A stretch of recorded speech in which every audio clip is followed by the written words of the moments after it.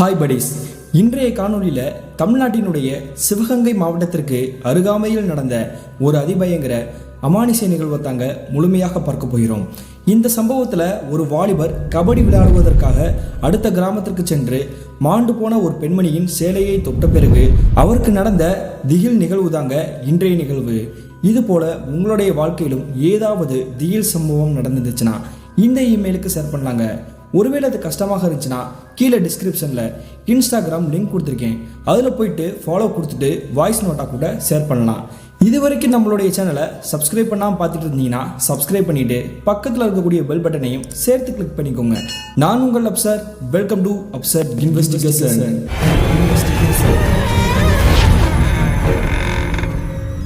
நான் ஏற்கனவே சொன்ன மாதிரி தமிழ்நாட்டினுடைய சிவகங்கை மாவட்டத்திற்கு அருகாமையில் கிட்டத்தட்ட 2010 காலகட்டத்திலிருந்து 2013 காலகட்டம் வரைக்கும் நடந்த ஒரு திகில் நிகழ்வு தாங்க இன்றைய நிகழ்வு. இந்த சம்பவத்தை நமக்கு மின்னஞ்சல் மூலியமாக ஷேர் பண்ணியது சரத் அப்படின்றவர் தாங்க. இது இவருக்கு நடந்துச்சான்னு பார்த்தீங்கன்னா இல்லைங்க, இவருடைய நண்பரான மயிலேஷ் அப்படின்றவருக்கு நடந்ததாங்க இந்த சம்பவம். அப்படி என்ன நடந்துச்சுன்னு பார்த்தீங்கன்னா கிட்டத்தட்ட 2010 காலகட்டத்தில் இந்த மின்னஞ்சலை ஷேர் பண்ணிய சரத்துக்கு ஒரு 24 வயசு இருந்திருக்குங்க. இவருடைய குடும்பத்தை பற்றி சொல்லணும்னா அப்பா அம்மா, இந்த சரத், இவருக்கு ஒரு அக்கா இருந்திருக்காங்க. அவங்களுக்கு திருமணமாகி வெளியூரில் தாங்க கட்டி கொடுத்துருக்காங்க. அதே கிராமத்தை சேர்ந்த மயிலேஷ் அப்படின்ற வாலிபரும் இவரும் சேம் ஏஜ் தாங்க. இந்த மயிலேஷினுடைய குடும்பத்தை பற்றி சொல்லணும்னா அப்பா அம்மா, மயிலேஷ், அவருக்கு ஒரு அண்ணன் இருந்திருக்காரு. அவருடைய அண்ணனுக்கு திருமணமாகி 3 வயசுல ஒரு பெண் குழந்தையும் 5 வயசுல ஒரு ஆண் குழந்தையும் இருந்திருக்காங்க. அப்படி இருக்கையில் இந்த மயிலேஷனுடைய வேலை என்னன்னு பார்த்தீங்கன்னா இவங்களுடைய கிராமத்தில் இருக்கக்கூடிய இவங்களுடைய அண்ணன் சொந்தமாக வைத்திருக்கக்கூடிய சில்வர் பாத்திர கடையில் தாங்க அக்கௌண்ட்ஸ் பார்த்துட்டு இருந்திருக்கிறாரு. அதே மாதிரியே இந்த மின்னஞ்சலை ஷேர் பண்ணிய சரத் இருக்கார் இல்லையா, இவர் இருக்கக்கூடிய கிராமத்திலேருந்து சிட்டி பகுதியில் அமைந்திருக்கக்கூடிய ஒரு தனியார் பேங்க்ல தாங்க வேலை பார்த்துட்டு இருந்திருக்கிறாரு. இந்த இருவர் மட்டுமின்றி இந்த கிராமத்தில் இருக்கக்கூடிய சில இளந்தாரி பசங்க இருக்காங்க இல்லையா, அவங்களுக்கு பொழுதுபோக்கு என்னன்னு பார்த்தீங்கன்னா வாரத்துக்கு ஒரு முறை கபடி விளையாட போவதுதாங்க. இவங்களுடைய கிராமத்தில் மட்டும் விளையாண்டா பத்தாது, சுற்று வட்டார பகுதியில் இருக்கக்கூடிய கிராமத்தில் திருவிழா அல்லது வேற ஏதாவது ஃபங்க்ஷன், ஏதாவது டோர்னமெண்ட் நடந்துச்சு அப்படின்னா அதில் போய் கலந்துக்கிட்டு முடிஞ்ச வரைக்கும் ஜெயிச்சுட்டு தான் வரணும் அப்படின்ற மாதிரி தாங்க குறிக்கோளோட போவாங்க. இப்படி தான் தோராயமாக ஒரு நாள் இந்த மின்னஞ்சலை ஷேர் பண்ணிய சரத்தும் மயிலேஷும் மீதம் இருக்கக்கூடிய இவங்களுடைய கிராமத்தை சேர்ந்த சில நண்பர்களையும் கூப்பிட்டுக்கிட்டு இவங்க இருக்கக்கூடிய கிராமத்திலேருந்து ஒரு 2 கிராமம் தள்ளி இருக்கக்கூடிய ஒரு கிராமத்துக்கு கபடி விளையாடுவதற்காக போகிறாங்க. அந்த கிராமத்தை பொறுத்த வரைக்கும் அந்த கிராமத்தில் ஒரு அம்மன் கோயில் இருக்குது. அந்த அம்மன் கோயிலுக்கு திருவிழா நடக்கக்கூடிய காரணத்தினால அந்த கோயிலிருந்து ஒரு அவுட்டர் பகுதியில் அமைந்திருக்கக்கூடிய ஒரு பொட்டல் மாடி இருக்கக்கூடிய ஒரு கிரவுண்டில் தாங்க அந்த கபடி விழாவை நடத்துவதற்காக அந்த ஊர் தலைவர்கள் ஏற்பாடு செஞ்சு வச்சுருக்காங்க. அங்கே விளையாட போகக்கூடிய அந்த பசங்க இருக்காங்க இல்லையா, இந்த ஒரு கிராமத்தை சேர்ந்த நபர்கள் மட்டும் கிடையாதுங்க, சுற்றி வட்டாரத்தில் இருக்கக்கூடிய 4-5 கிராமத்தை சேர்ந்த நபர்கள் ஒன்று சேர்ந்து தாங்க விளையாடுவதற்காக வந்திருக்காங்க.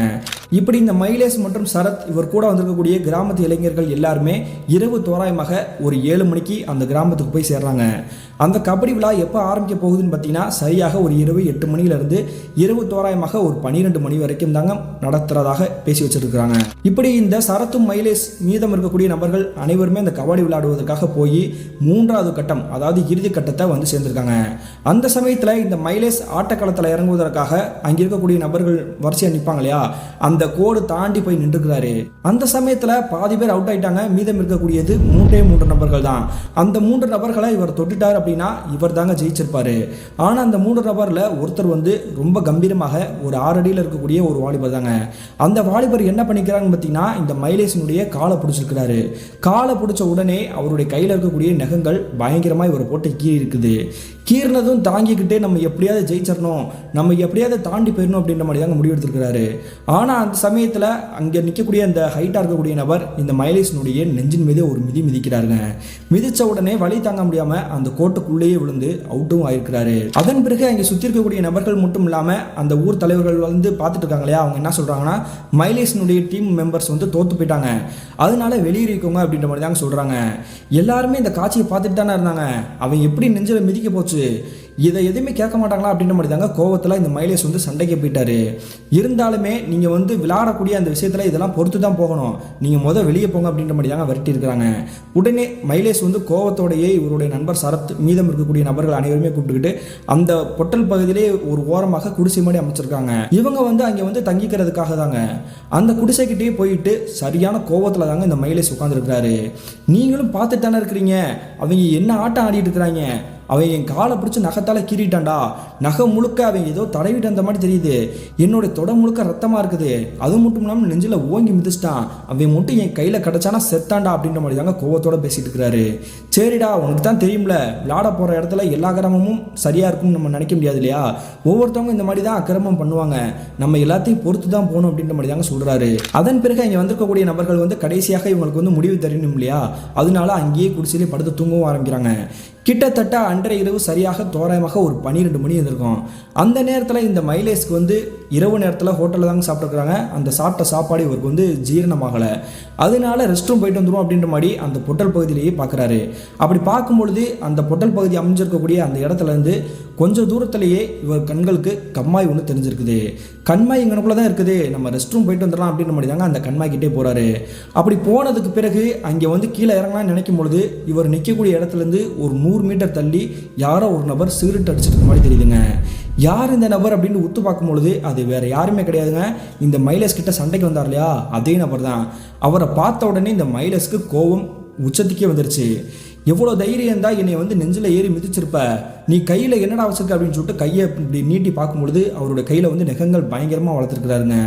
விளையாட வரும்பொழுது இப்படி தான் நகத்தை வளர்த்துட்டு வரணும் உனக்கு எவனா சொல்லி கொடுத்து அனுப்புனாங்களா, நீ எப்படிப்பட்ட மோசமானவன்றது எனக்கு பார்த்தாலே தெரியுது, ஒழுங்கு மரியாதையை ஓடி போயிரு, இல்லைன்னா நான் இங்கேயே அடிச்சே கொன்று வேண்டாம் அப்படின்ற மாதிரி சொல்கிறாருங்க. இதை கேட்ட உடனே எதிர்ப்புறத்தில் நிற்கக்கூடிய அந்த நபருக்கும் இந்த மைலேஸ்க்கும் அந்த கண்மாய் கிட்டேயே பயங்கரமான சண்டை நடக்குது. இப்படி சண்டை நடந்துக்கிட்டே இருக்கும்பொழுது இந்த மைலேஸ் போட்டுக்கக்கூடிய டிஷர்ட்டை அந்த எதிர்ப்புறத்தில் நிற்கக்கூடிய இந்த நபர் அப்படி டாராக கிழிச்சிருக்கிறாருங்க. டிஷர்ட்டை கிழிச்ச உடனே இவருக்கு கோவம் மறுபடியும் தலைக்கே இருக்குது. என்னுடைய டிஷர்ட்டை கிழிச்சிட்டேல அப்படின்னு சொல்லிட்டு அந்த எதிர்ப்புறத்தில் நிற்கக்கூடிய அந்த நபரை கண்டமணிக்கு அடின்னு அடித்து வெளுத்துறாருங்க. ஒரு கட்டத்தில் அடி தாங்க முடியாமல் என்னை மன்னிச்சிருந்தா, நான் தெரியாமல் பண்ணிட்டேன், என்னை விட்டுரு அப்படின்ற மாதிரி தாங்க கெஞ்சி கதறி அழுக ஆரம்பிச்சிட்டாருங்க. காலையிலேயே விழுந்துட்டான், இதுக்கு மேலே இவனை நம்ம வந்து அடித்தா அசிங்க நமக்கு தான், அதனால போய் தொலைகிறான் அப்படின்ற மாதிரி தாங்க விரட்டி விட்டுருக்காரு.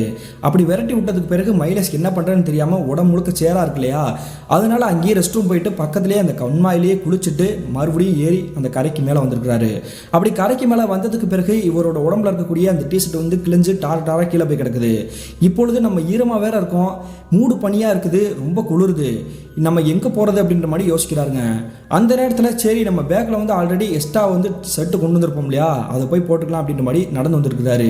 அப்படி நடந்து வந்துகிட்டே இருக்கும்போது இவர் நிற்கக்கூடிய இடத்துலேருந்து கொஞ்சம் தூரத்திலேயே ஒரு பெரிய ஆலமரம் இவருடைய கண்களுக்கு தட்டுப்பட்டுக்குது. ஆலமரத்தை பார்த்த உடனே இவருக்கு சந்தோஷம் கிடையாதுங்க, ஆனால் அந்த ஆலமரத்தில் இருக்கக்கூடிய ஒரு விஷயம் தான் இவருடைய கண்களுக்கு முழுமையாக தெரிஞ்சிருக்குது. அது என்னன்னு பார்த்தீங்கன்னா ஏதோ ஒரு துண்டு மாடி தாங்க அந்த ஆலமரத்தோடைய கிளைகளில் வந்து தொங்கிட்டு இருக்குது. நம்ம ஆல்ரெடி குளிரில் நனைஞ்சு போய் ஒரு மாதிரியாக இருக்கோம், போய் நம்ம வந்து தோட்டிக்குவோம் அப்படின்ற மாதிரி தாங்க அந்த ஆலமரத்துக்கிட்டே நெருங்கி போயிட்டாரு. அப்படி நெருங்கி போனதுக்கு பிறகு அந்த கிளையில் இருக்கக்கூடிய அந்த துண்டுமாக இருக்கக்கூடிய அந்த துணியை எடுத்து பார்க்கும்பொழுது அது துண்டு கிடையாதுங்க, யாரோ ஒரு பெண்மணி உபயோகப்படுத்திய ஒரு சேலை துணி தாங்க. அந்த சேலை நம்ம கையில் வந்து சுத்தமாக தானே கிடச்சிருக்குது, இதை எதுக்கு நம்ம வந்து தூக்கி போடணும், நம்ம இதையே துவட்டிக்குவோம் அப்படின்ற மாதிரி தாங்க இவருடைய தலையை அங்கனுக்குள்ளேயே நின்றுக்கிட்டு துவட்டவும் ஆரம்பிச்சுக்கிறாரு. இப்படி இவரை தலையை துவட்டிக்கிட்டே இருக்கும் பொழுதே அந்த இடத்துல தாளம்பூ வாசனை பயங்கரமாக கமன்னு இவருடைய மூக்கு அடிச்சிருக்குது. அந்த வாசனை எங்கேருந்து வருது, ஒருவேளை பாம்பு வந்தால் தான் தாளம்பூ வாசனை வரும்னு சொல்லுவாங்க, பாம்பு எதுவும் வந்துருச்சா அப்படின்ற மாதிரி சுற்றி முற்றி பார்க்குறாருங்க. ஏன்னா இவர் இருக்கக்கூடிய பகுதி வந்து பொட்டல் காட்டு பகுதி தாங்க, கண்மாய் பகுதி தான், அதனால அது வர்றது ஒன்றும் பெரிய ஆச்சரியமே கிடையாது. இருந்தாலுமே அந்த வாசனை எங்கேருந்து வருதுன்னு தெரியல அப்படின்னு யோசிக்கும் பொழுது 5 நிமிஷத்துக்கு பிறகு தான் தெரியுது இவர் கையில் வச்சிருக்கக்கூடிய அந்த சேலையிலேருந்து தான் அந்த தாளம்பூ வாசனை நன்றாக வருது அப்படின்ற மாதிரி தாங்க பார்க்குறாரு. பரவாயில்லையே, இந்த மாதிரி ஒரு காட்டு பகுதியிலையும் இந்த மாதிரி ஒரு இடத்துலையும் சென்ட் அடித்த மாதிரி இந்த வாசனை வருது அப்படின்ற மாதிரி தாங்க அந்த சேலையை தூக்கி போட இவருக்கு மனசு வரல. அப்படியே இவருடைய உடம்பு எல்லாமே வந்து சுற்றிக்கிட்டாருங்க. ஏன்னா டிஷர்ட் இல்லை இல்லையா, இவரை யாராவது இந்த கோலத்தில் பார்த்துட்டாங்கன்னா ஏன் இப்படி இருக்கு அப்படின்ற மாதிரி ஏகப்பட்ட கேள்விகள் கேட்பாங்க. இவர் அடித்த விஷயத்த சொல்லணும், இந்த மாதிரி பிரச்சனை வர வாய்ப்பு இருக்குது. அதனால அந்த சேலையை வந்து இவருடைய உடம்பு முழுக்க அப்படி சுற்றிக்கிட்டு இவங்களுடைய நண்பர்கள் குடிசையில் படுத்துருக்காங்க இல்லையா, அந்த இடத்துக்கே வந்துட்டு அப்படி கீழே படுத்துருக்கிறாருங்க. இவருடைய பேக் எடுத்து அந்த சட்டையை மாற்றிட்டு அந்த சேலை தூக்கி போடலான்னு நினைக்கிறாருங்க. ஆனால் அந்த கொண்டு வந்திருக்காரு இல்லையா பேக்கு, அந்த பேக்கில் தாங்க இவருடைய நண்பர் மைலேஸ் தலையை வச்சு படுத்திருக்கிறாரு. இவன் தூங்கிட்டு இருக்கான், இவனை டிஸ்டர்ப் பண்ண வேணாம் அப்படின்ற மாதிரி தாங்க அந்த சேலை பொத்தினபடியே தூக்கவும் ஆரம்பிச்சிருக்கிறாரு. மறுநாள் காலையில் விடிஞ்ச உடனே இவருடைய நண்பர் சரத் இந்த மைலேஸை எழுப்பியிருக்கிறாரு. எழுப்பும் பொழுது இவர் வந்து கண்ணை முழிச்ச உடனே என்னடா அது உன் உடம்பெல்லாம் ஏதோ சேலை பொத்தி இருக்கிற மாதிரி தெரியுது, இது எங்கேருந்து எடுத்துகிட்டு வந்த அப்படின்ற மாதிரி கேட்குறாரு. அப்படி கேட்கும் பொழுதாங்க முதல் நாள் நடந்த சம்பவங்கள் அனைத்தையுமே இவர்கிட்ட போட்டு உடைச்சிருக்கிறாரு. நேற்று இரவு வந்து ஒரு சம்பவம் ஆயிடுச்சுரா, அடிச்சவன் மூஞ்சி முகரையெல்லாம் உடச்சி விட்டுட்டேன், என்ன பேச்சு பேசினா கடைசியில் என்னுடைய காலில் விழுகாத குறையா கதறி அழுதுட்டு என்னை விட்டுருங்க அப்படின்ற மாதிரி போயிட்டான். என்னோட டிஷர்ட்டை கிழிச்சிட்டான், அதனால தான் நான் அப்படி அடித்தேன் அப்படின்ற மாதிரி தாங்க இந்த மைலேஷ் சொல்கிறாரு. நம்ம வந்த இடத்துல தேவையில்லாத வேலையெல்லாம் பார்த்துட்டு இருக்காத, இப்படியே நீ பண்ணிக்கிட்டு இருந்தேன்னா இன்னொரு தடவை கபடி விளையாடுவதற்கு உன்னை கூப்பிடவே மாட்டேன் அப்படின்ற மாதிரி தாங்க இந்த சரத் சொல்லிக்கிறாரு. சரிடா எல்லாமே முடிஞ்சிச்சு, இனிமேல் நமக்கு இங்கே என்ன வேலை, வா கிளம்புவோம் அப்படின்ற மாதிரி தாங்க அந்த சேலையை பொத்தி வச்சிருக்காரு இல்லையா, அந்த சேலையை அப்படியே சுருட்டி ஒரு ஓரமாக வந்து தூக்கி கடாசுறாருங்க. அப்படி அந்த சேலையை தூக்கி கடாசிட்டு இவருடைய பேக்கில் இருக்கக்கூடிய அந்த சட்டை எடுத்து போட்டுக்கிட்டு இந்த நண்பர்கள் அனைவருமே இவருடைய கிராமத்துக்கே கிளம்பி வந்திருக்கிறாங்க. இந்த சம்பவம் நடந்து கிட்டத்தட்ட ஒரு 8 மாத காலகட்டங்கள் கடந்திருக்கும். அந்த சமயத்தில் தாங்க இந்த மின்னஞ்சலை சேர்ப்பனிய சரத்துக்கும் அவருடைய முறப்பொண்ணுக்குமே திருமணம் நடந்து முடியுது. இப்படி சரத்துக்கு திருமணமான உடனே இந்த மைலேஷினுடைய அப்பா அம்மா, உன்னுடைய நண்பனுக்கு திருமணம் ஆயிடுச்சு, உனக்கும் திருமணம் பண்ணணும்னு ஆசையாக இருந்தால் சொல்கிறா, நாங்கள் கல்யாணம் பண்ணி வைக்கிறோம் அப்படின்ற மாதிரி தாங்க சொல்கிறாங்க. அவசரம் கிடையாதுப்பா, இன்னும் கொஞ்ச நாள் போகட்டும் அப்படின்ற மாதிரி தாங்க கிட்டத்தட்ட 2011ஆம் வருட காலகட்டத்தையே கடந்து வந்துட்டாருங்க. அதன் பிறகு இந்த சரத்துக்குமே ஒரு வருட காலகட்டம் கடந்துருச்சு இல்லையா திருமணமாகி, அதனால குழந்தை பிறந்து ஒரு 2 மாத காலகட்டங்கள் தாங்க இருந்திருக்கும். இனிமேலும் இவன் சொல்கிறத கேட்கக்கூடாது, நம்ம திருமணம் பண்ணி வைக்கணும் அப்படின்ற மாதிரி தாங்க வரன் தேட ஆரம்பிச்சிருக்காங்க. ஆனால் எத்தனை வரனை தேடினாலுமே இந்த மைலேஷுக்கு ஏற்ற மாதிரி எந்த ஒரு வரனுமே சிக்கவே கிடையாதுங்க. குறிப்பாக சொல்லணும் அப்படின்னா இந்த மைலேஷனுடைய குடும்பத்தினர் ஏதாவது ஒரு வரனை பார்த்து ஒரு பொண்ணை பார்த்து முடிச்சு வைக்கணும் அப்படின்ற மாதிரி முடிவெடுத்து கடைசி சூழ்நிலை வரை வந்துருவாங்கங்க. ஆனால் அந்த நேரத்தில் ஏதாவது ஒரு தடையும் ஏற்பட்டு ஏதோ ஒரு விபத்தாகி அந்த பெண்ணினுடைய குடும்பத்தினர் வரமாட்டோம், நாங்கள் வேற இடத்துல பார்த்துக்கிறோம் அப்படின்ற மாதிரி தாங்க ஓட்ட முடிப்பாங்க. இப்படியே தொடர்ச்சியாக ஒரு வருட காலகட்டங்கள் இவங்களுடைய வாழ்க்கையில் தலைகீழாக நடந்துட்டு இருந்திருக்குது. குறிப்பாக சொல்லணும் அப்படின்னா தோராயமாக 2013ஆம் காலகட்டங்கள் நெருங்கி இருந்துச்சுங்க. இந்த சூழ்நிலையில இவங்களுடைய குடும்பத்தினருக்கே இந்த மைலேஷ் மேல சந்தேகம் வந்திருக்குது. ஒருவேளை இவனுக்கு ராசி ஜாதகம் எதுவும் சரியில்லையா, அதை எப்படி தெரிஞ்சுக்கிறது அப்படின்ற மாதிரி தாங்க நினைக்கிறாங்க. ஆனா இந்த மைலேஷனுடைய அப்பாவை பொறுத்த வரைக்கும் இந்த ராசி ஜாதகம் இந்த மாதிரி பொருத்தம் இதுல எல்லாம் முழு சம்மதமே கிடையாதுங்க. கடவுள் மீதே நம்பிக்கை இல்லாத ஒரு நபர் தாங்க சொல்லணும். அந்த நேரத்தில் இந்த மைலேஷனுடைய அம்மா மைலேஷனுடைய அப்பா கிட்ட உங்களுக்கு நம்பிக்கை இல்லைன்னா பரவாயில்ல, நம்ம ஒரு ஜோதிடர் போய் பார்ப்பது நல்லது அப்படின்ற மாதிரி தாங்க சொல்கிறாங்க. உடனே இந்த மைலேஷனுடைய குடும்பத்தினர் அனைவருமே இவங்களுடைய கிராமத்தில் இருக்கக்கூடிய ஒரு ஜோதிடரை போய் பார்க்குறாங்க. அப்படி ஜோதிடரை போய் பார்க்கும் பொழுது அந்த ஜோதிடர் சொல்லக்கூடிய விஷயத்தை கேட்டு இந்த மைலேஷ் உள்பட அவங்களுடைய குடும்பத்தினர் ஆடி போகிறாங்க. அப்படி அவர் என்ன சொல்லிக்கிறாருன்னு பார்த்தீங்கன்னா, உங்களுடைய பையனுக்கு ராசியிலலாம் எந்த ஒரு பிரச்சனையும் கிடையாது, ஆனால் அவருக்கு இந்த ஜென்மத்தில் திருமணமே நடக்காது. ஏன்னா அவருக்கு பின்னாடியே அகால மரணம் அடைஞ்ச கண்ணி கழியாத ஒரு துஷ்ட மோகினியோட ஆன்மா இருக்குது. அந்த மோகினியோடைய பார்வை உங்களுடைய பையன் மேலே பட்டிருக்குது, அதனால தான் உங்களுடைய பையனுக்கு திருமணமே நடக்காது அப்படின்ற மாதிரி தாங்க கண்டிஷனாக சொல்லியிருக்கிறாரு. இந்த விஷயத்தை கேட்ட உங்களுடைய குடும்பத்தினர் மறுபடியும் ஜோதிடரை பார்த்துட்டு நீங்கள் சொல்கிற எதுவுமே எங்களால் நம்ப முடியல, அப்படிலாம் இது வரைக்கும் எங்கள் பையனுக்கு எந்த ஒரு பிரச்சனையுமே வரல அப்படின்ற மாதிரி தாங்க கேட்குறாங்க. மறுபடியும் அந்த ஜோதிடர் என்ன சொல்கிறாருன்னா, என்னுடைய கணிப்பு சரியாக இருந்தால் நான் சொல்கிறதாம உண்மை, ஆனால் அந்த இறந்து போன அந்த பெண்மணியோட ஆன்மா யார் என்னன்றதெல்லாம் எனக்கு தெரியாது, அந்த ஆன்மாவை விரட்டக்கூடிய அந்த வழிகள் பரிகாரங்கள் எதுவுமே எனக்கு தெரியாது, என்னால் முடிஞ்சது ஜோதிடத்தை கணித்து தான் நான் சொல்ல முடியும். நான் வேணா எனக்கு தெரிந்த ஒரு நண்பர் வந்து குறி சொல்லக்கூடிய ஒரு அருள்வாக்கு சொல்லக்கூடிய ஒரு நபர் இருக்கிறாரு, அவருடைய நம்பர் உங்களுக்கு கொடுக்குறேன், அவரை போய் நீங்கள் பாருங்கள், லேட் பண்ணிடாதீங்க, உங்களுடைய பையனோட உசுருக்கே ஆபத்து இருக்குது அப்படின்ற மாதிரி தாங்க இந்த ஜோதிடர் மிரட்டல் தோணியில் சொல்லிக்கிறாரு. இதை கேட்ட இந்த மைலேஷனுடைய அப்பாவுக்கு கெட்ட கோவம் வந்திருக்குதுங்க. நான் தான் சொன்னேன்ல, நான் எதையுமே நம்ப மாட்டேன்னு சொன்னேன்ல, இத்தனை நாளாக இவனுக்கு வந்து பொண்ணு கிடைக்காம கல்யாணம் தான் நடக்காம இருந்துச்சு, ஆனால் இந்த ஜோதிடர் என்ன சொல்கிறாருன்னு பார்த்தேல, இவன் பின்னாடி ஏதோ ஒரு ஆன்மா இருக்குது மோகினி இருக்குதுன்னு அடிச்சு விட்டுட்டு இருக்கிறாரு, நீ எந்திரிடி அப்படின்ற மாதிரி தாங்க இவங்களுடைய மனைவியை கூப்பிட்டுருக்காங்க. அதன் பிறகு அந்த ஜோதிடரை பார்த்து இந்த மைலேஷனுடைய அம்மா மனசு கேட்காம அந்த கார்டை மட்டும் வாங்கிக்கிட்டு, அதாவது விசிட்டிங் கார்டு, அந்த விசிட்டிங் கார்டை வாங்கிக்கிட்டு இவங்களுடைய வீட்டுக்கு வந்திருக்காங்க. வீட்டுக்கு வந்த உடனே இவங்களுடைய கணவரை பார்த்துட்டு ஊன்னு அழுகுறாங்கங்க. நீங்கள் நம்பிக்கை இல்லைனாலும் சரி, என்னுடைய நம்பிக்கை மேலே நீங்கள் வந்து பழிபடாதீங்க, என்னை பொறுத்த வரைக்கும் என்னுடைய பையனுடைய வாழ்க்கை நல்லபடியாக போகணும், என்னுடைய மூத்த பையனுடைய வாழ்க்கை நல்லபடியாக தானே இருக்குது, அதனால என்னுடைய இளைய பையனும் நல்லா வாழணும்னு தான் நான் முடிவெடுக்கிறேன், தயவு செஞ்சு என் கூட வாங்க அப்படின்ற மாதிரி தாங்க இவங்க வீட்டுக்கு வந்த மறுநாளே அந்த குறி சொல்லக்கூடிய நபருடைய வீட்டுக்கு போகிறாங்க. அப்படி அந்த குறி சொல்லக்கூடிய நபருடைய வீட்டுக்கு போன உடனே பார்க்குறாங்க, அந்த வீட்டுக்கு வெளியே வரிசையில் நிற்கிற மாதிரி தாங்க ஒரு 15 பேர் நிற்கிறாங்க. இந்த 15 பேருக்கு என்ன பிரச்சனைன்னு தெரியல, எதுக்காக வந்திருக்காங்கன்னு தெரியலையே அப்படின்ற மாதிரி தாங்க மிரண்டபடி பார்க்குறாங்க. அப்படி இந்த குறி சொல்லக்கூடிய அருள்வாக்கு சொல்லக்கூடிய அந்த நபருடைய வீட்டுக்கு யார் யார் வந்திருக்கான்னு பார்த்தீங்கன்னா, மைலேஷனுடைய அப்பா அம்மா மைலேஷ் தாங்க. உடனே அங்கே வரிசையில் இருக்கக்கூடிய அந்த நபர்கள்கிட்ட நம்ம காணிக்கை எது எவ்வளோ கொடுக்கணும் அப்படின்ற மாதிரி கேட்குறாங்க. நீங்கள் காணிக்கை எது கொடுக்கணும் என்ன பண்ணணும் அப்படின்றத நீங்கள் உள்ளே போய் உட்காரும் பொழுது அவரே சொல்லுவார் அப்படின்ற மாதிரி சொல்றாங்க. உடனே அந்த வரிசைகள் வந்து மொத்தமாக வந்து ஒவ்வொருத்தராக வந்து கிளம்பி போனோம் இல்லையா, அதுக்காக காத்திட்டே இருந்துருக்காங்க. அப்படி இவங்களுடைய பேர் வந்த உடனே இவங்க அந்த குறி சொல்லக்கூடிய நபருடைய பக்கத்திலே வந்து சம்மணங்கள் போட்டு உட்காராங்க. உட்கார்ந்த உடனே இந்த குறி சொல்லக்கூடிய அந்த நபர் இந்த மைலேஷை உத்து பார்க்குறாரு. பார்த்த உடனே அவருடைய உடுக்க எடுத்து டம்முன்னு ஒரு 2 அடி அடிக்கிறாருங்க. அடிச்ச அடுத்த நிமிஷமே என்ன பண்ணுறாருன்னா, எனக்கு வந்து காணிக்க ஒரு 52 ரூபா வைங்க, அதே மாதிரி பக்கத்து கடையில் வந்து வெத்தலை பாக்கு இருக்குது, நீங்கள் அந்த பாக்கு எனக்கு தேவையில்லை, 2 காம்பு இருக்கக்கூடிய வெத்தலைகள் வாங்கி அதுக்கு மேலேயே 2 எலுமிச்சம்பழ கனியை வந்து கொண்டு வாங்க, பக்கத்து கடையில் மல்லிகைப்பூ விற்கிறாங்க, அந்த மல்லிகைப்பூ ஒரு 100 கிராம் மட்டும் வாங்கிக்கிட்டு இந்த இடத்துல வந்து உட்காருங்க அப்படின்ற மாதிரி தாங்க சொல்கிறாங்க. இதை கேட்டு இவங்களுக்கு வித்தியாசமாக விஜித்திரமாக தாங்க இருந்திருக்குது. ஏன்னா இது மாதிரி இதுக்கு முன்னதாக எப்படி ஒரு காரியத்தை இவங்க செஞ்சதே கிடையாது. ஆனால் ஆச்சரியமாக இருந்தாலுமே இதை நம்ம செஞ்சுதான் ஆகணும் அப்படின்ற மாதிரி தாங்க பக்கத்து கடையில் அவர் சொன்ன எல்லா பொருட்களையுமே வாங்கி இவருடைய முன்னாடியே வந்து வைக்கிறாங்க. அப்படி வச்ச உடனே இவருடைய உடுக்கையே டம்முன்னு அடிக்க ஆரம்பிக்கிறாருங்க இந்த அருள்வாக்கு சொல்லக்கூடிய நபர். அப்படி அடிச்ச அடுத்த செகண்டே இந்த மைலேஷனுடைய அப்பா அம்மாவுக்கு தூக்கி வாரி போட்டிருக்குது. என்ன காரணம் பார்த்தீங்கன்னா, இத்தனை வருடங்களாக இவங்களுடைய பையன் எப்பயும் போல இயல்பாக தானே இருந்திருக்கிறாரு. அந்த ஜோதிடர் சொல்லும் பொழுது கூட இந்த மைலேஷனுடைய அப்பா நம்பல. ஆனா இப்பொழுது இவங்க கண்ட காட்சி இவங்களுடைய வாழ்க்கையில மறக்க முடியாத காட்சி தாங்க சொன்னோம். என்ன காரணம் பார்த்தீங்கன்னா, இவங்களுக்கு நடுவில் உட்காந்துருக்கக்கூடிய இந்த மைலேஷன்ற அந்த வாலிபர் இருக்கார் இல்லையா, அடுத்த நிமிஷமே ஒரு பெண்மணியோட குரல்ல உடம்ப டம்முன்னு இப்படி உலுக்கிக்கிட்டு பயங்கரமாக ஒரு ஆடை வெட்ட போகிற நேரத்தில் தண்ணி வந்து தெளிச்சா அந்த ஆடு எப்படி உழுக்கும் அந்த மாதிரி தாங்க உலுக்கியிருக்கிறாரு. ஏய், எதுக்காக என்னை வர வச்ச, உனக்கு என்ன வேணும் அப்படின்ற மாதிரி தாங்க பெண்மணியோட ஒரு மிரட்டல் தோணியில் பேசுகிறாங்க. நீ எதுக்கு வந்திருக்க அப்படின்றத வந்து எனக்கு தெரியும், இவனோட உசுரை எடுத்துகிட்டு போகிறதுக்காண்டி தானே. யார் உன்னை வர வச்சது, நீ எதுக்காக இங்கே வந்த, நீ எப்படி இறந்து போன, உன்னுடைய பேர் என்ன அப்படின்ற மாதிரி தாங்க அடுக்கடுக்கா அந்த அருள்வாக்கு சொல்லக்கூடிய நபர் கேட்குறாரு.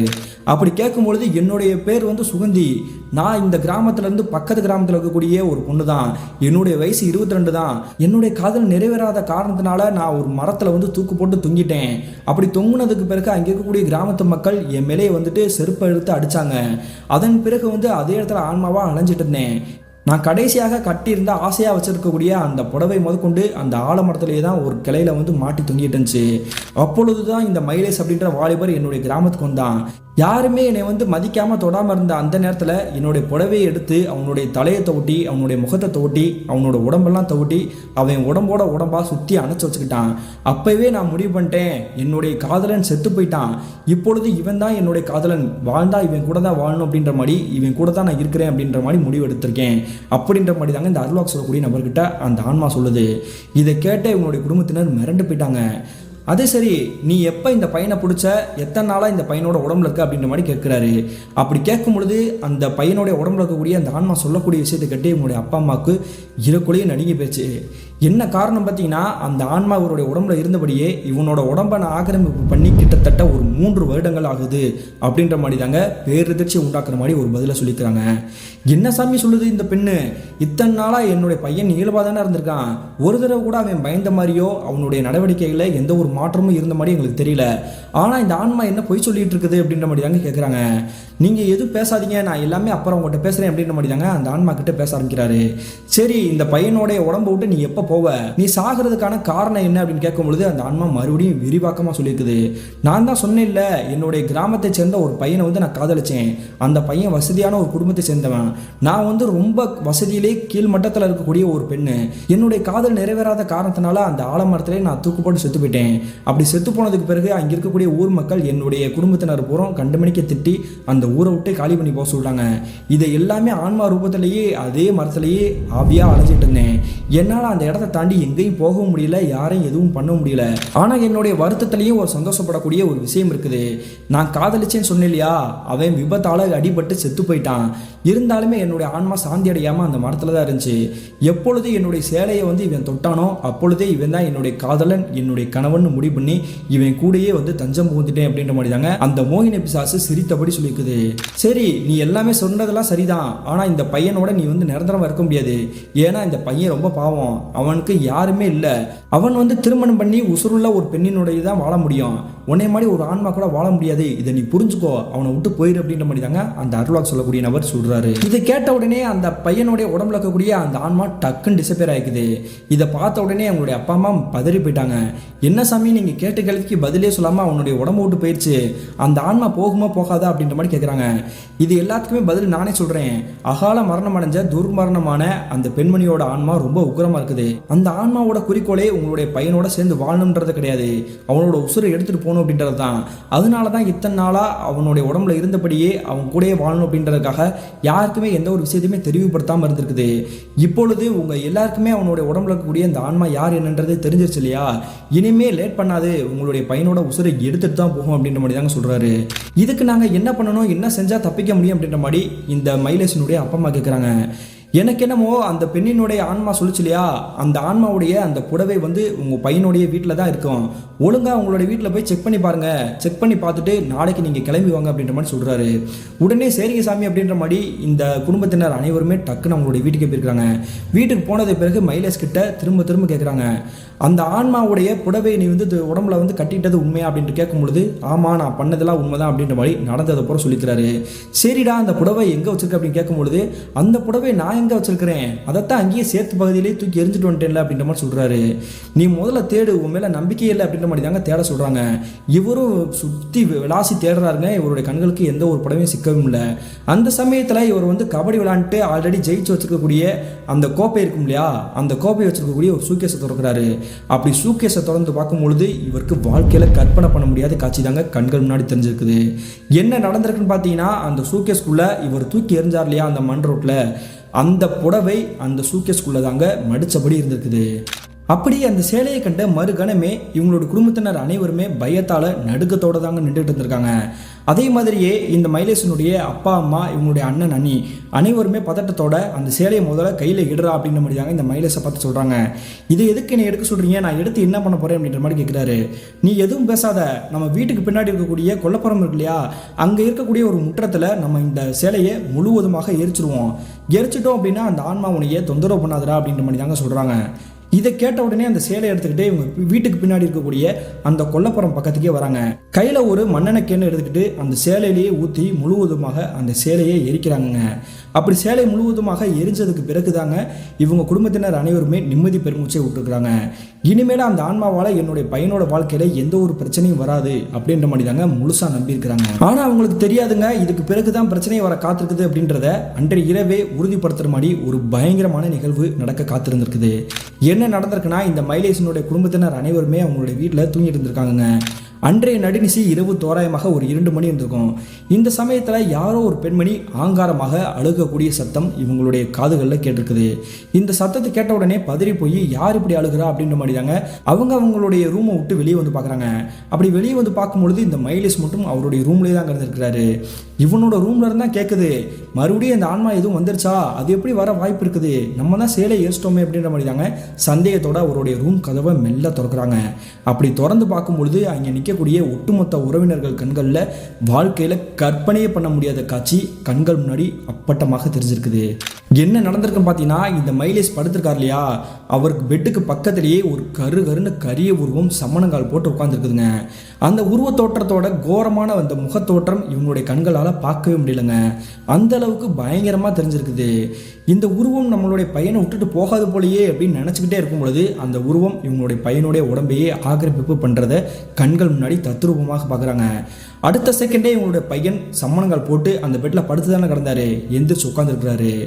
என்னையவே நீங்கள் சீண்டிட்டீங்கல்ல, என்னுடைய சேலை தான் எனக்குன்னு ஞாபகமாக இருந்தது, அந்த சேலையை நீங்கள் எரிச்சிட்டீங்களே, இனிமேல் நான் என்னென்னலாம் பண்ண போகிறேன்னு பாருங்கள், உங்களுடைய பையனுடைய உசுரை நான் கருவறுக்காமல் போக மாட்டேன் அப்படின்ற மாதிரி தாங்க அந்த பெட்டை விட்டு எந்திரிக்கிறாரு. இதை கேட்ட உடனே உங்களுடைய குடும்பத்தினர் அனைவருமே வேர்த்து விடவடக்க நிற்கிறாங்க. விறுவிறுன்னு அங்கே நிற்கக்கூடிய நபர்கள் அனைவருமே தள்ளிக்கிட்டு இந்த மைலேஷ் அவங்களுடைய வீட்டை விட்டு வெளியே வராருங்க. எங்கடா போகிற அப்படின்னு கேட்கும் பொழுது திருன்னு அங்கிட்டு இங்கிட்டு நடந்துட்டு இருக்கிறாருங்க இவருடைய வீட்டை விட்டு வெளியே தெருக்கல்ல. அப்படி நடந்துகிட்டே இருந்தவரும் மறுபடியும் ஓட்டம் முடிச்சு இவருடைய வீட்டுக்குள்ளேயே வந்திருக்கிறாரு. எதை தான் தேடி இருக்கிறான், என்னதான் பண்ண போறான் அப்படின்னு பார்க்கும்பொழுது ஒரு முகம் பார்க்கக்கூடிய ஒரு பெரிய கண்ணாடி இருக்குது. அந்த கண்ணாடி கிட்டே நின்றுக்கிட்டு அந்த உருவ தோற்றத்தை அப்படியே அந்த கண்ணாடி முன்னாடி அப்படி குனிஞ்சபடி பார்த்துட்டு இருந்திருக்கிறாருங்க. கண்களை மட்டும் அந்த கண்ணாடி கிட்டே பார்க்காம மற்றபடி அந்த கண்ணாடிக்கு ஆப்போசிட்லேயே இந்த மைலேஷ் நின்றுக்கிட்டு இருக்கிறாரு. நான் இவனை விட்டு போவே, நீங்க வந்து தப்பு கணக்கு போட்டீங்க, இவனோட உசுரை நான் எடுத்துட்டு தான் போக போறேன், அதை இப்போ உங்க கண்கள் முன்னாடி பார்ப்பீங்க அப்படின்ற மாதிரி தாங்க இந்த மைலேஷ் அவரையே அறியாம அந்த ஆன்மா வந்து இவர் ஆக்கிரமிப்பு பண்ணியிருக்கு இல்லையா, அந்த நேரத்தில் இவருடைய உடம்பை வச்சு அந்த தலையை வச்சு அந்த கண்ணாடியிலே டம்முன்னு முட்டுறாருங்க. இந்த காட்சியை பார்த்துருக்கக்கூடிய இவங்களுடைய உறவினர்களுக்கு என்ன பண்ணுறது ஏது பண்ணுறது, அவருக்கு எப்படி காப்பாற்றுறதுன்னு தெரியல. உடனே இவங்களுடைய அண்ணனை டேய் பக்கத்தில் போய் அவனை தடுறா அப்படின்ற மாதிரி தாங்க சொல்கிறாங்க. அதே மாதிரி இந்த மைலேஷனுடைய அண்ணன் பக்கத்தில் வந்து என்னடா பண்ணுற அப்படின்ற மாதிரி நெருங்கி வந்திருக்கிறாரு. நெருங்கி வந்த அடுத்த செகண்டே இவர் கழுத்தை பிடிச்சி அப்படி உடும்பு பொடியாக தூக்கியிருக்கிறாருங்க 1 அடிக்கு மேலே. எவ்வளோ தைரியம் தான் என்கிட்ட நீ நெருங்கி வருவ, உன்னையும் நான் கொல்லணும்னு பார்க்குறியா, நீ ஒழுங்காக தப்பிச்சு போயிரு, இல்லை அப்படின்னா இங்கே என்ன நடக்குன்றதே தெரியாது அப்படின்ற மாதிரி தாங்க கழுத்தை பிடிச்சி உடும்பு புடியாக நெருக்கிட்டு இருக்கிறாரு. அப்படி கீழே விட்ட உடனே இந்த மைலேஷனுடைய அண்ணன் பயந்தபடி கொஞ்சம் தூரம் தள்ளி போகிறாருங்க. அது மட்டும் இல்லாமல் இங்கே உடைந்திருக்கக்கூடிய கண்ணாடிகளில் ஒரு சில்லை மட்டும் எடுத்துட்டு இவருடைய கையிலேயே கட் பண்ணியிருக்கிறாரு. இதை பார்த்துட்டு இருக்கக்கூடிய அங்கே இருக்கக்கூடிய இந்த மைலேஷனுடைய குடும்பத்தினர் மிரண்டு போய் அவர் மொத்தமாக வந்து பிடிச்சிக்கிட்டாங்க. பிடிச்ச உடனே இவங்களுடைய அம்மா பக்கத்தில் இருக்கக்கூடிய அந்த மாந்திரிகம் செய்யக்கூடிய அந்த அருளாக் சொல்லக்கூடிய நபர் வந்து எலுமிச்சம்பழ கனியை கொடுத்து விட்டார் இல்லையா, அந்த எலுமிச்சம்பழ கனியை இந்த மைலேஷனுடைய கையிலேயே இப்படி ஒரு அடக்கிற மாதிரி இப்படி வச்சு, நீ வந்து இந்த இடத்த விட்டு போயிரு அப்படின்ற மாதிரி தாங்க கத்துறாங்க. கொஞ்ச நேரத்திலேயே இவருடைய உடம்புல இருக்கக்கூடிய அந்த ஆன்மா முழுவதுமாக வெளியே இருக்குது. அதன் பிறகு தாங்க இவர் இயல்பான நிலைமையிலேயே மாற ஆரம்பிச்சிருக்கிறாரு. அதே மாதிரியே இவர் வந்து சமாதானப்படுத்திட்டு எந்த பிரச்சனையும் வராதுப்பா, நாங்கள் இருக்கோம் அப்படின்ற மாதிரி தாங்க தூங்க வச்சிருக்காங்க. மறுநாள் காலையில் விடிஞ்ச உடனே அதே மாதிரியே அந்த அருளாக் சொல்லக்கூடிய நபர்கிட்ட மறுபடியும் போயிருக்கிறாங்க. நீங்கள் சொன்னதெல்லாம் உண்மைதான் சாமி, அவனுடைய ரூமில் வந்து அந்த சேலை இருக்கிறத நாங்களே பார்த்தோம், அதை வந்து முழுசாக எரிச்சிட்டோம் அப்படின்னா அந்த ஆன்மா எதுவும் பண்ணாதுன்னு நாங்கள் நினச்சோம், ஆனால் அதை எரிச்சதுக்கு பிறகு தான் எங்களை அனைவரையுமே பயமுறுத்திருச்சு அப்படின்ற மாதிரி சொல்கிறாங்க. இதை கேட்டு அந்த அருளாக் சொல்லக்கூடிய அந்த நபர் கண்டமணிக்க திட்டுறாருங்க. அந்த சேலை இருக்குதா இல்லையான்றதை உங்களை பார்க்க தானே நான் சொன்னேன், யார் உங்களை எரிக்க சொன்னா, இனிமே அந்த ஆன்மா ரொம்ப உக்கிரமாக இருக்குமே, என்ன பண்ண போகிறோம் அப்படின்றது தெரியலையே, உங்கள் பையனை காப்பாற்றுறது என் கையிலையும் இல்லை அப்படின்ற மாதிரி தாங்க அவரும் கையை வச்சிருக்கிறாரு. தயவு செஞ்சு அப்படிலாம் சொல்லாதீங்க, நாங்கள் தெரியாதனமாக பண்ணிட்டோம், எப்படியாவது அந்த ஆன்மாவை விரட்டி என்னுடைய பையனை காப்பாற்றுங்க அப்படின்ற மாதிரி தாங்க அவருடைய காலடியிலேயே மன்றாட ஆரம்பிச்சிட்டாங்க. அதன் பிறகு கடைசியாக ஒரு வழி இருக்குது, அந்த விஷயத்தை நீங்கள் செய்யணும். ஒரு கருப்பு சேவலை நீங்கள் வந்து வாங்கணும். அந்த கருப்பு சேவலை வாங்கி இந்த மைலேஷ் வந்து எங்கே பயந்தானோ, அதாவது அந்த சேலையை எந்த இடத்துக்கிட்ட எடுத்தானோ, அப்படி அந்த சேலையை எடுத்துருக்கக்கூடிய அதே இடத்துக்கே போய் இரவு நடுநிசி ஒரு 12 மணிக்கு அங்கே போய் அந்த கருப்பு சேவலை அவர் கையாலேயே அறுத்து போடணும். அப்படி அறுத்து போட்டுட்டு நீங்கள் எல்லாருமே கொஞ்சம் தூரம் பின்னாடி தள்ளி நின்றுக்கோங்க, திரும்பி பார்த்துறாதீங்க. அப்படி கொஞ்ச நேரத்துக்கு பிறகு மறுபடியும் வந்து பார்க்கும் பொழுது அந்த சேவல் அறுத்து போட்டுக்க முடியா, அங்கே சிந்தி இருக்கக்கூடிய அந்த ரத்தம் மட்டும் இல்லாமல் அந்த சேவல் மட்டும் கிடந்துச்சு அப்படின்னா உங்களுடைய பையனை வந்து காப்பாற்றிடலாம், அந்த ஆன்மாவை என் வசப்படுத்தி அதுக்கிட்ட என்ன வேணும் அப்படின்றத பேசிடலாம். ஆனால் அப்படி அந்த காரியத்தை அந்த ஆன்மா செய்யாமல் அந்த சேவலை கண்டந்துண்டமாக பிச்சு போட்டுருச்சு அப்படின்னா உங்களுடைய பையனோட உசுரை காப்பாற்றுறது என் கையில் இல்லை அப்படின்ற மாதிரி தாங்க சொல்கிறாரு. இதுக்கு இவங்களுடைய குடும்பத்தினர் பயமாக இருந்தாலுமே சம்மதிச்சுட்டாங்க. அப்போதாங்க இந்த மின்னஞ்சலை சேவ் பண்ணிய சரத்துக்கிட்ட நடந்த விஷயத்தெல்லாம் சொல்லி, என் பையன் எங்கே பயந்தான், எங்கே அந்த சேலையை எடுத்தான்றது தெரியுமா அப்படின்ற மாதிரி கேட்குறாங்க. அப்படி கேட்டதுக்கு பிறகு அவரும் அந்த நடந்த விஷயத்தை பூரா இந்த கிராமத்துலேருந்து ஒரு 2 கிராமம் தள்ளி இருக்கக்கூடிய அந்த திருவிழா நடந்துச்சு இல்லையா, அங்கே இருக்கக்கூடிய அந்த மரத்துக்கிட்ட தான் அந்த சேலையை எடுத்தான் அப்படின்றத அப்படி சொல்லிக்கிறாருங்க. அதே மாதிரியே இந்த சரத் அவங்களுடைய குடும்பத்தினர், இந்த மைலேஷனுடைய குடும்பத்தினர், 2 குடும்பத்தினருமே இரவு நேரத்தில் ஒரு கருப்பு சேவலை வாங்கிக்கிட்டு நடுநிசி நேரம் வர்றதுக்காக காத்துட்டு இருந்திருக்காங்க. இவங்க அந்த கிராமத்திற்கு போனதுக்கு பிறகு அங்கே இருக்கக்கூடிய கிராமத்து மக்கள் என்ன ஏதுன்ற மாதிரி விசாரிக்கிறாங்க. அப்படி விசாரிக்கும் பொழுது இந்த கிராமத்தை சேர்ந்த ஒரு பெண்மணி இறந்து போய் ஆன்மாவாக என்னுடைய பையனை ஆக்கிரமிப்பு பண்ணியிருக்குது, இந்த ஆலமரத்தில் தான் தூக்கு போட்டு இறந்து போயிருக்குது, அந்த ஆன்மாவை விரட்டணும்னா நீங்களும் எங்களுக்கு உதவி பண்ணணும். அந்த பெண்மணி நீங்கள் சொன்ன மாதிரி இறந்து போயிருக்குது, அந்த சுகந்தின்ற பெண்மணி இறந்து போனதுக்கு பிறகு நிறைய சிறுவர்களை பயமுறுத்தி இருக்குது, இப்பொழுது உங்களுடைய பையனையுமே பயமுறுத்திடுச்சா, அந்த ஆன்மாவை நீங்கள் விரட்டுறது நல்லது தான், நாங்கள் உங்களுக்கு உதவியாக இருக்கோம் அப்படின்ற மாதிரி தாங்க அங்கே இருக்கக்கூடிய ஒரு கிராமத்தை சேர்ந்த ஒரு குடும்பத்தினரே இவங்களை வந்து முழுமையாக அவங்களுடைய வீட்டிலேயே தங்க வச்சிருக்காங்க. அதே மாதிரி தோராயமாக ஒரு 12 மணிக்கு அந்த நடுநிசி நேரத்திலேயே இந்த மைலேஷனுடைய குடும்பத்தினர் மட்டும் இந்த மைலேஷை கூப்பிட்டுக்கிட்டு அந்த கருப்பு சேவலையும் கையில் எடுத்துக்கிட்டு அந்த ஆலமரத்துக்கிட்டே போகிறாங்க. அப்படி அந்த ஆலமரத்துக்கிட்டே போயிட்டு அங்கே இருக்கக்கூடிய அந்த கருப்பு சேவலை இவருடைய கையாலேயே கத்தியை வச்சு கழுத்தை கரகரன்னு நறுக்கிறாரு. அறுத்த உடனே ரத்தம் சிந்த அந்த சேவல் வந்து துடிக்கும் இல்லையா, அப்படியே அங்கேயே போட்டுட்டு திரும்பி பார்க்காம ஓட்டம் பிடிச்சி கொஞ்சம் தூரம் கடந்து வந்திருக்காங்க. அந்த மாந்திரிகவாதி அருள்வாக்கு சொல்லக்கூடிய அந்த நபர் வந்து திரும்பி பார்க்கக்கூடாதுன்னு சொன்னார் இல்லையா, இருந்தாலுமே அங்கே என்ன நடக்குது அப்படின்றத கியூரியாசிட்டி தாங்க முடியாமல் இந்த மைலேஷும் அவங்களுடைய அப்பா அம்மா மற்றும் இந்த சரத்து அனைவருமே ஒரு செவருக்கு பின்னாடி ஒளிஞ்சு நின்றபடி அந்த இடத்துல என்ன நடக்குது அப்படின்ற மாதிரி பார்க்குறாங்க. அப்படி பார்க்கும்பொழுது இங்கே நிற்கக்கூடிய அனைத்து நபர்களுக்கும் வாழ்க்கையில் மறக்க முடியாத காட்சி தாங்க. ஏற்கனவே பார்த்தா அந்த பெண்மணியோட உருவம் இருக்கு இல்லையா, அந்த உருவம் அந்த கருப்பு சேவல் அறுத்து போட்டுக்கக்கூடிய அந்த ரத்தத்தை நாக்கால நக்கி குடிச்சிருக்குதுங்க. ஆனால் அந்த அருள்வாக்கு சொல்லக்கூடிய நபர் ஏற்கனவே ஒரு வார்னிங் கொடுத்துருக்கிறாரு, அந்த சேவலை வந்து கண்டந்தனமாக பிச்சு போட்டுச்சு அப்படின்னா உங்களுடைய பையனோட உசுரை காப்பாற்ற முடியாது, ஆனால் அது வந்து ரத்தத்தை மட்டும் குடிச்சிட்டு போயிடுச்சு அப்படின்னா நம்ம சரி பண்ணிடலாம் அப்படின்ற மாதிரி சொன்னார் இல்லையா. இவங்க நினச்ச மாதிரியே இவங்களுக்கு நல்ல நேரம் தாங்க சொல்லணும். அந்த இடத்துல நிற்கக்கூடிய அந்த ஆன்மா அங்கே சேவல் அடிபட்டு அந்த ரத்தம் இருக்கு இல்லையா, அந்த ரத்தத்தை மட்டும் எடுத்துட்டு அந்த சேவலை எதுவுமே பண்ணாமல் டிசப்பியர் ஆகிக்குதுங்க. அதனால அவங்களுடைய குடும்பத்தினர் நம்ம நினச்ச காரியம் நடந்துருச்சு அப்படின்ற மாதிரி மறுபடியும் இவங்களுடைய வீட்டுக்கே திரும்ப வந்திருக்காங்க. அப்படி வீட்டுக்கு வந்து அன்றைய காலை பொழுது தோராயமாக ஒரு 11 மணிக்கு அந்த குறி சொல்லக்கூடிய நபருடைய வீட்டுக்கே இந்த மைலேஷனுடைய குடும்பத்தினரும் இந்த சரத்தும் போகிறாங்க. அப்படி போனது பிறகு நீங்கள் சொன்ன மாதிரி மாதிரியே தப்பாக எதுவும் நடக்கலை, அந்த சேவலுடைய ரத்தத்தை மட்டும் குடிச்சிட்டு அந்த ஆன்மா போயிருச்சு, நாங்கள் அதுக்கப்புறம் என்ன பண்ணணும் அப்படின்ற மாதிரி கேட்குறாங்க. அப்படி கேட்கும் பொழுது இந்த எதிர்ப்புறத்தில் உட்காந்துருக்கக்கூடிய அந்த குறி சொல்லக்கூடிய நபர் உடுக்கி எடுத்து மறுபடியும் அடிக்க ஆரம்பிக்கிறாரு. அடித்த உடனே இந்த மைலேஸ் வந்து இயல்பா இருக்கார் இல்லையா, அவருடைய உடம்புலையும் மறுபடியும் அந்த பெண்ணினுடைய ஆன்மா இறங்கியிருக்குதுங்க. நீ நினச்ச மாதிரியே உனக்கு ஒரு காவு கொடுத்தாச்சு, இப்பொழுது உனக்கு என்ன வேணும் கடைசி ஆசையை கேளு, அதை நாங்கள் கொடுத்துட்டோம் அப்படின்னா இந்த பையனை வந்து தொந்தரவு பண்ணாமல் நீ போயிடணும் அப்படின்ற மாதிரி சொல்கிறாரு. அதே மாதிரி அந்த பெண்ணினுடைய ஆன்மா, எனக்கு ரொம்ப பசிக்குது, ஒரு கோட்ரு வேணும், அதே மாதிரியே எனக்கு வந்து சாப்பிட்றதுக்கு அசைவ சாப்பாடுகள் நிறைய வேணும், இதை எல்லாமே கொடுத்துட்டு எனக்கு 2 சுருட்டும் வேணும், அதை கொடுத்தீங்க அப்படின்னா நான் எல்லாத்தையுமே சாப்பிட்டுட்டு இந்த பையனோட உடம்பு விட்டு நான் தொந்தரவு பண்ணாமல் போயிடுவேன் அப்படின்ற மாதிரி சொல்கிறாங்க.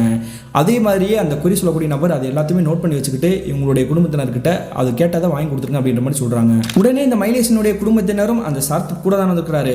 அவர் கூடவே இந்த மைலேஷனுடைய அப்பா, இந்த இருவருமே வண்டி எடுத்துட்டு போயிட்டு அந்த ஆன்மா என்னென்னலாம் கிடைச்சோ அது எல்லாமே வாங்கி ஒரு பெரிய தலை வாழை இலையை விரிச்சு அந்த வாழை இலையிலேயே அந்த ஆன்மா கேட்ட எல்லா விஷயத்தையுமே வச்சிருக்காங்க.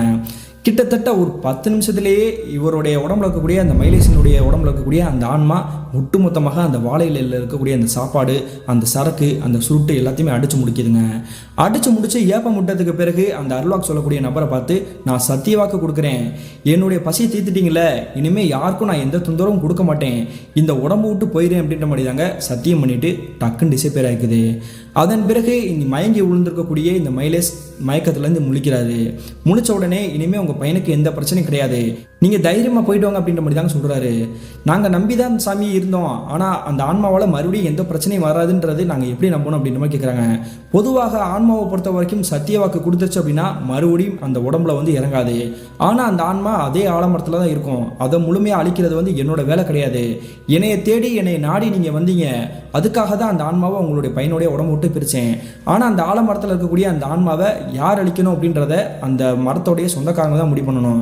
அது நமக்கு தேவையில்லாத விஷயமா, அதன் மீறி அந்த ஆன்மாவை அழிக்கிறது வந்து ஒரு பாவ செயல், உங்கள் குடும்பத்துக்கு எந்த பிரச்சனையும் இருக்காது, நீங்கள் தைரியமாக போயிட்டு வாங்க அப்படின்ற மாதிரி தாங்க சொல்கிறாரு. அதே மாதிரி அந்த மைலேஷை கூப்பிட்டுக்கிட்டு இவங்களுடைய குடும்பத்தினர் இவங்களுடைய வீட்டுக்கே வந்திருக்காங்க. இந்த சம்பவம் நடந்து கிட்டத்தட்ட ஒரு 3 மாத காலகட்டங்களுக்கு பிறகு இவங்க நினச்ச மாதிரி ஒரு வரன் கிடைச்சி இந்த மைலேஷுக்குமே நல்லபடியாக சிறப்பாக ஒரு திருமணம் நடந்து முடியுதுங்க. அதே மாதிரி அந்த சம்பவத்திலிருந்து அந்த ஆவியால் யாருக்கும் எந்த ஒரு பிரச்சனையும் இடையூறும் இல்லாமல் நிம்மதியாக தாங்க இருந்திருக்காங்க.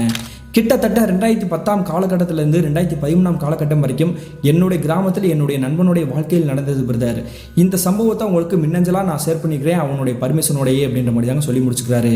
அதே மாதிரியே அவர் வந்து பெருசாலாம் எந்த தப்பும் பண்ணலை. ஒரு கிராமத்துக்கு நாங்கள் கபடி விளையாட போனோம், அப்படி விளையாட போகக்கூடிய அந்த மரத்தில் இருக்கக்கூடிய ஒரு சேலை துணியை தெரியாதனமாக எடுத்து தலையை தொட்டி அவனுடைய உடம்புல சுற்றி வச்சுருந்தான். இதுக்காக ஒரு மோகினி அவனை வந்து ஃபாலோ பண்ணி அவனோட உசுரையை எடுக்கிறதுக்காக பார்த்துருக்கு அப்படின்றது நினச்சாலே என்னுடைய உடம்பெல்லாம் புல்லரிக்குது அப்படின்ற மாதிரி தாங்க சொல்லி முடிக்கிறாரு. இந்த சம்பவத்தை நமக்கு ஷேர் பண்ணிய சரத்துக்கு ஒரு நன்றி சொல்லிக்கலாங்க. மீண்டும் இது போல தரமான த்ரில்லான பயங்கரமான நிகழ்வுடன் உங்களை சந்திக்கும் வரை நான் உங்கள் அப்சர்.